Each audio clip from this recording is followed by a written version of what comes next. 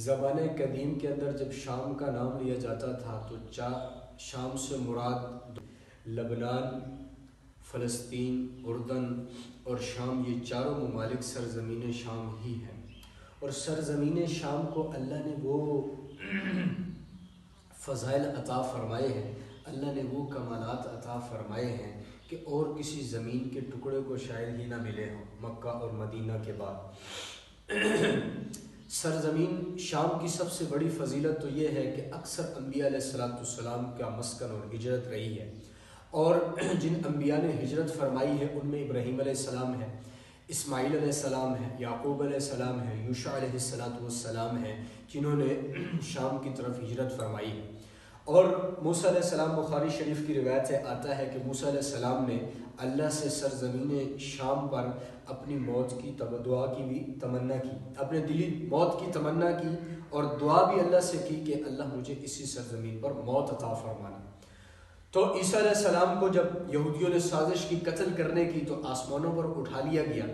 اللہ رب العزت جب قرب قیامت ان کا نزول ہوگا تو اسی دمشق میں سفید دمشق کی جامع مسجد اور سفید مینار پر ان کا نزول ہوگا، اور وہی سرزمین شام ہی ہے۔ رب العزت نے شام کے بڑے فضائل، برکات، انوارات قرآن کے اندر بے جہاں آیات کے اندر اس کا ذکر ہے کہ ہم نے ان کو کیا کیا، برکتوں والی زمین بنایا ہے۔ ایک میں اللہ نے فرمایا وَنَجَّيْنَا وَلُوطًا إِلَى الْأَرْضِ الَّتِي بَارَكْنَا فِيهَا لِلْعَالَمِينَ، اور ہم نے ابراہیم علیہ السلام کو اور لوط کو ظالموں سے نجات دے کر اس زمین کی طرف لائے ہیں جس پہ ہم نے برکتیں رکھ دی۔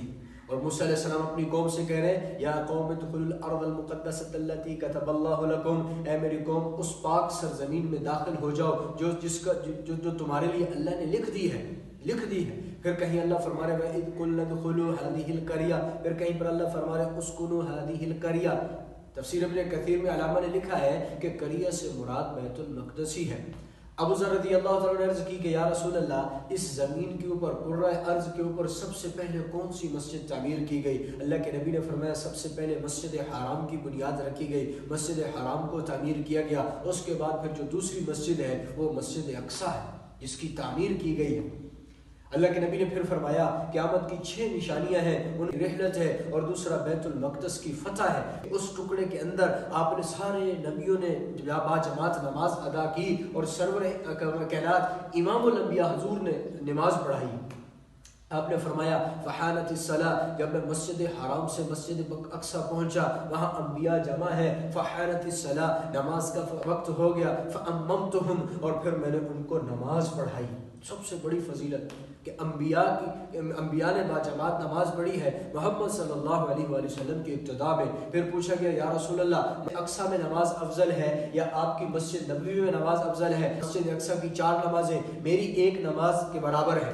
کیوں؟ تو اس وجہ سے پھر مسجد اقصیٰ کے اندر ایک نماز پر 250 نمازوں کا اجر ملتا ہے۔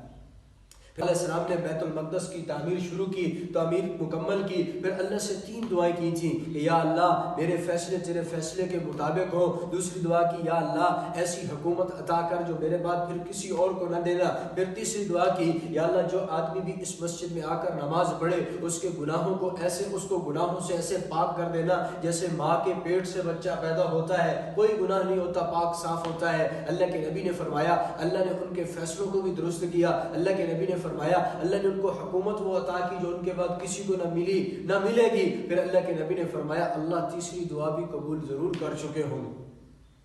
تو اس وجہ سے پھر آپ نے صلی اللہ علیہ وسلم نے فرمایا میری اماں آمنہ رضی اللہ تعالیٰ نے خواب دیکھا کے محلات روشن ہوتے ہوئے دیکھے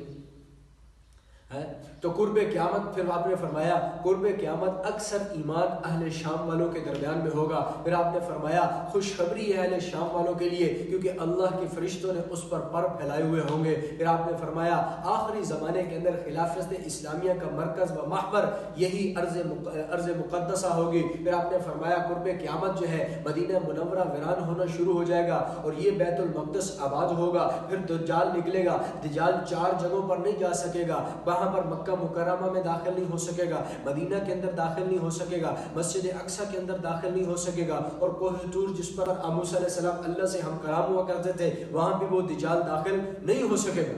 پھر عیسیٰ علیہ السلام کا جو نزول ہے وہ بھی اسی سرزمین کے اوپر ہے. پھر فتنہ یاجوج ماجوج کی جو انتہا ہے اسی کے قریب میں جبل خمر ہے. ہمارا ایمان کا حصہ ہے بیت المقدس کی حفاظت، ہمارے ایمان کا حصہ ہے مسجد اقصی سے محبت.